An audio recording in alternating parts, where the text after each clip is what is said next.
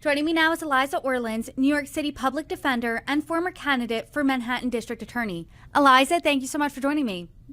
I'm so happy to be here with you today, Brittany.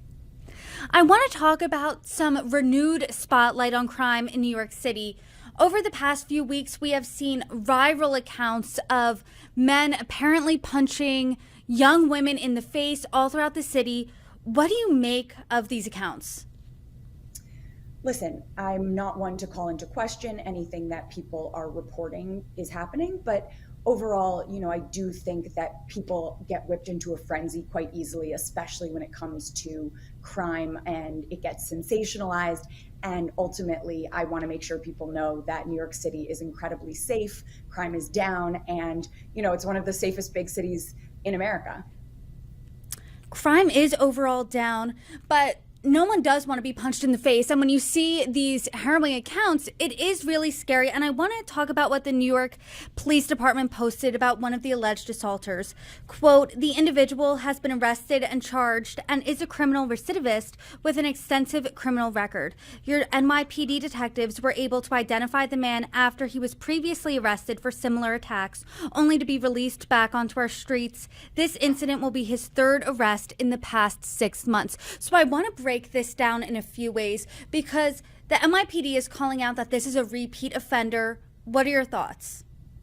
Well, first of all, I think that we should take everything that the NYPD says with a grain of salt. They regularly put out press releases and say things and make statements that don't comport with what the reality of the situation is. They are frequently misleading, and they'll put out things, and then later when body-worn camera video comes out or when the facts come out, the NYPD is proven wrong time and time again. So first and foremost, I think that we should not be accepting any statement made by the NYPD as fact.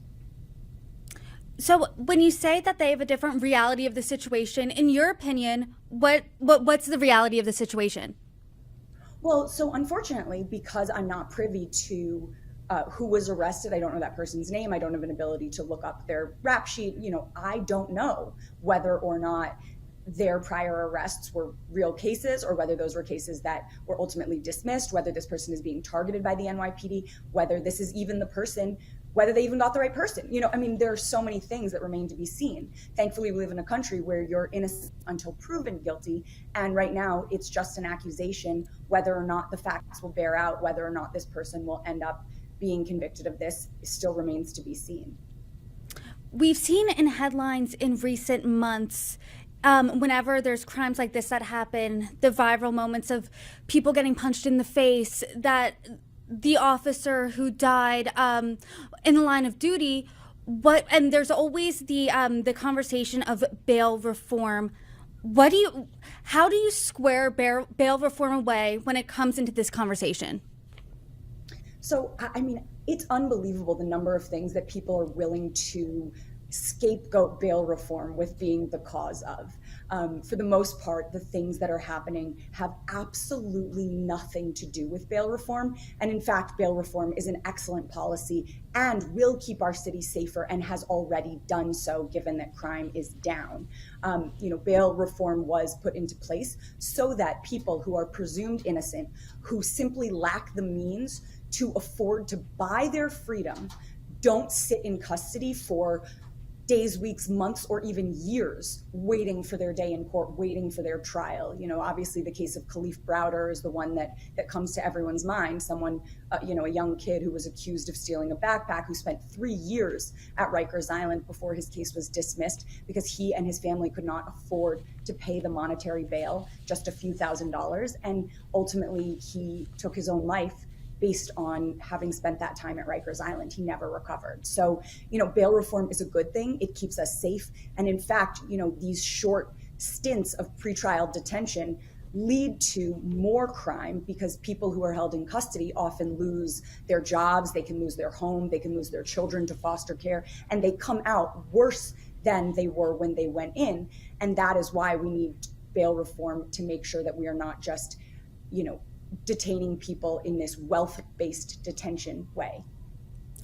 What do you say then to critics who say that bail reform makes this city less safe? Because one of those critics is the New York City Police Commissioner. He blamed some crime on repeat offenders. He said this, quote, "We're locking up the same people over and over again, and we lock up someone, district attorney puts bail on them, the judges let them go to walk our streets again. It's a broken system."